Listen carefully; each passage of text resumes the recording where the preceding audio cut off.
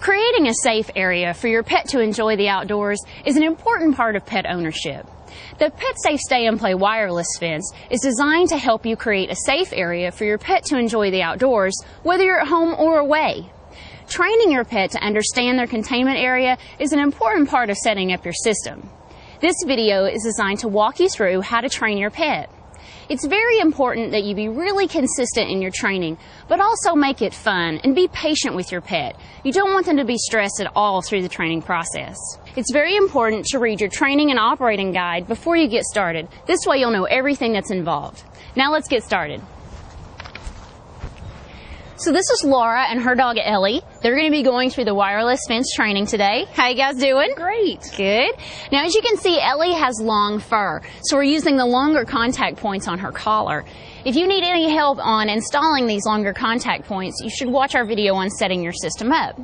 Now, it's really important that when you're training your pet, you do it in about 10 or 15-minute increments because shorter sessions are better than longer sessions for your pet's retention and the overall training. Now, Laura's also got some treats in her pocket for Ellie, so they're going to spend some time playing and they're going to have fun with it so that Ellie's really excited about this. So you guys go play some. Yeah, let's go, Ellie. At any time during your training, if your dog starts to show signs of stress, such as their ears are laid back or they're tucking their tail, take a break. Consider adding more days to the training or having a few more sessions. Make sure to include lots of toys and treats and playtime so that it's more fun for your pet.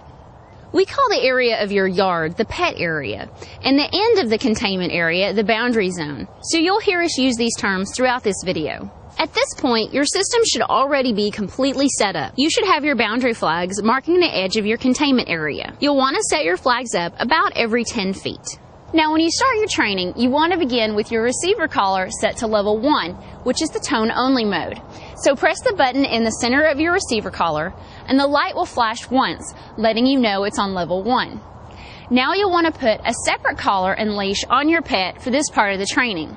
Then spend some time walking around in the containment area with your pet on a leash and make it fun. With full control of your pet on a leash, walk to the flag. As your pet enters the static correction zone, the receiver collar will begin to beep. Allow your pet to stay in the static correction zone for about 2 seconds.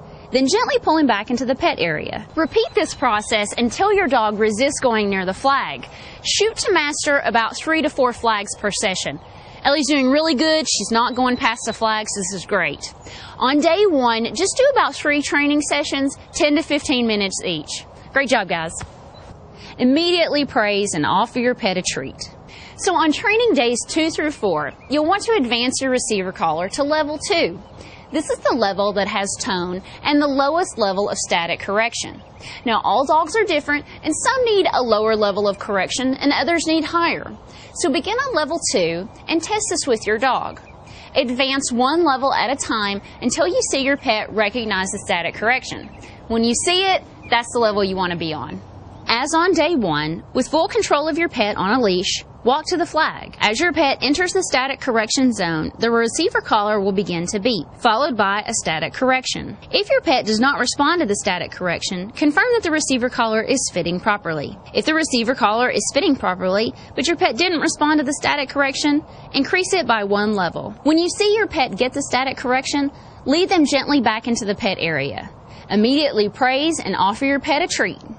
Repeat this process at the same boundary flag until your pet resists going into the static correction zone.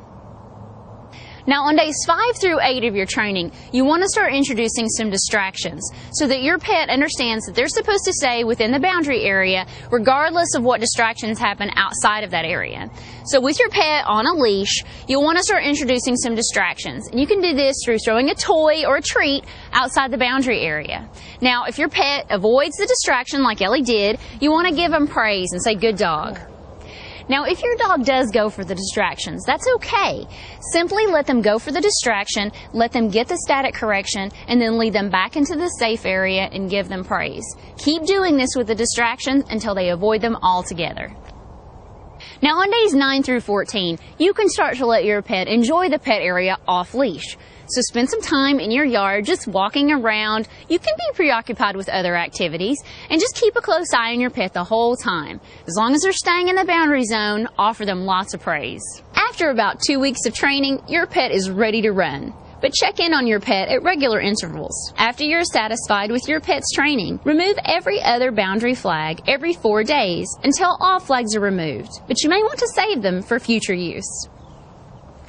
Now, you may have some instances once your system is all set up in which you want to take your pet outside of the pet area, and that's okay. But to do this, you want to just remove the receiver collar, and then you have a couple of options. You can either carry your pet outside of the area, or if your dog's a little big or you simply want them to walk, just put a leash on them and walk them out of the containment area.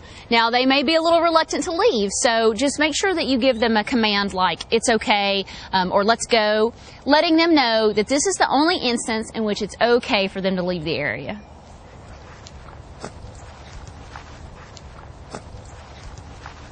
Now, one final note. Don't allow your pet to wear their receiver collar for more than 12 hours in a 24-hour period of time. Just as humans can develop bed sores if they lay in one place for too long, the same thing can happen to your pet if they wear a collar that contains metal and it's too close to their skin for too long. So for your pet's health and comfort, every day remove your receiver collar, maybe at night before your pet's going to bed. We know you're going to love the freedom that the PetSafe Stay and Play wireless fence gives you and your pet. Now, if you have any questions after you've read your manual and watched this video, contact the PetSafe Customer Care Center.